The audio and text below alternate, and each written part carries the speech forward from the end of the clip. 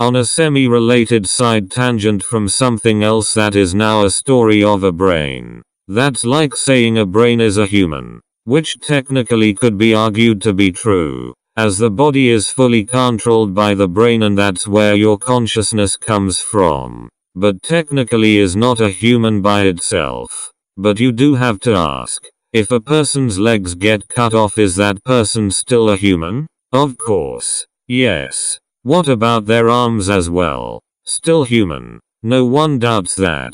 So is the body what people think of as human, even though the head is where it would get its commands from? Because when people find a head somewhere, they usually don't say it's a dead person, whereas they would if it still had the torso attached. But just a head, they say, oh no, I found someone's head, as if it's not a person anymore, but a belonging of the person. But if they find a body missing the head, they don't call it a dead person either, but refer to it as a body. So as far as humans are concerned in our thought process, it seems for us to think of something as a person, it requires a head, as well as a torso, which if you think about it is what is required to live. Almost like humans are hardwired to think of anything that could be a living human, as a living human. But let's go further and back to the brain. If a person's head was kept alive and conscious, therefore their brain too,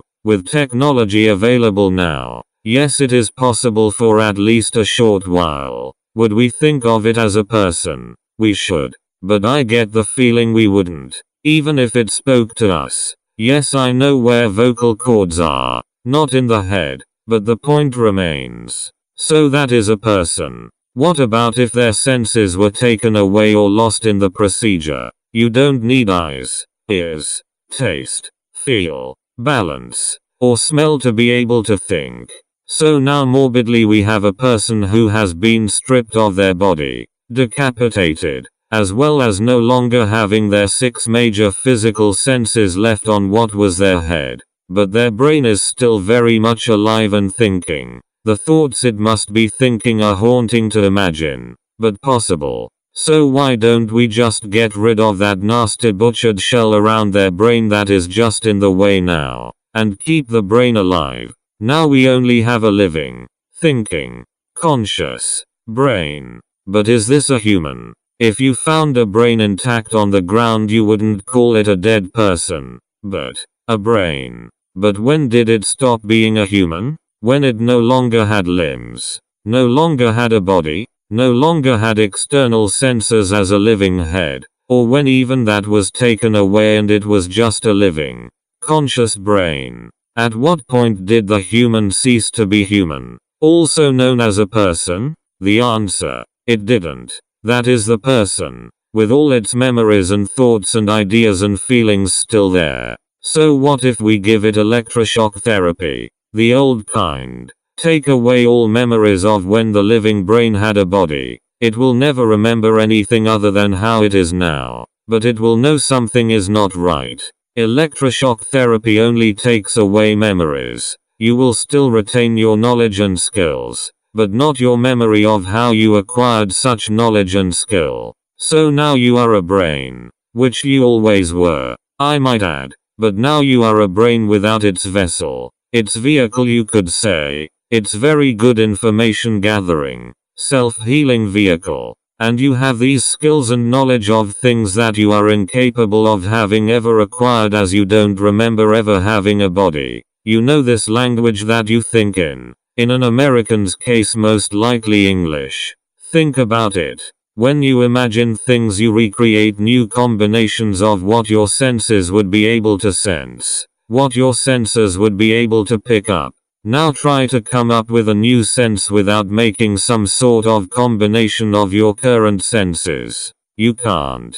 So now you see how this brain is doing the impossible, knowing what things are, imagining in senses it doesn't understand, because as far as this brain knows, it never had them. It has no memory of anything. It was essentially born in utter darkness with all the knowledge it had gathered before the procedure. Will this brain be lonely? It knows and doesn't know everything it ever learned at the same time. which includes the feeling that there should somehow be companions. It doesn't know thousands of researchers are watching it 24/7 and they can't with their setup communicate with the brain, but just keep it alive and conscious. Whether it dreams or not is now getting too complex for even me, the designer of this scenario, but I would say yes, as that is a mental need of the brain. Will it dream in 6 senses or dream in simply thought? But back to giving this brain a companion.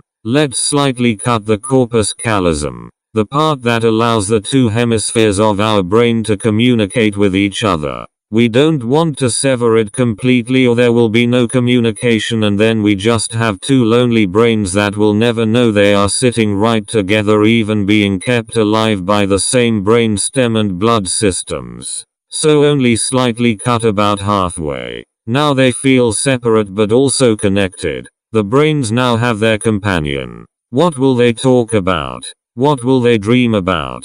Will they share the same dream as 2 separate co-op players, or will they have separate dreams? Or a little of both? Will they always be awake at the same time, or will one of them tire itself out faster trying to figure out what is real, while the other got tired of worrying about it and started thinking up a story? Will they make up for their lack in senses by strengthening their own thought process or developing a way to keep track of numbers how you would on paper or a computer? It's hard to think about what thinking would be like when all you could do is think, especially with more knowledge than you could possibly know what to do with as just a brain without its vessel, and now in this case as 2.